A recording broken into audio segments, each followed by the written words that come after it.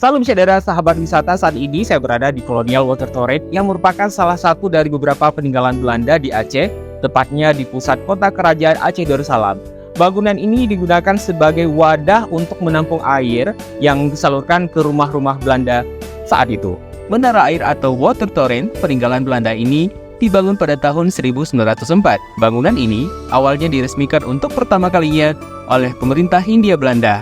Arsitektur pada bagian atas menara air memiliki ciri khas kolonial dengan pola yang simetris dan berwarna putih. Lokasinya berada di tepi jalan Balai Kota, Kelurahan Kampung Baru, Kecamatan Baitur Rahman, Banda Aceh. Menara air tersebut bersebelahan dengan Taman Sari dan tidak jauh dari Masjid Raya Baitur Rahman atau tepatnya di samping gedung DPRK Banda Aceh. Material bangunannya sebagian besar terbuat dari beton dengan bentuk melingkar.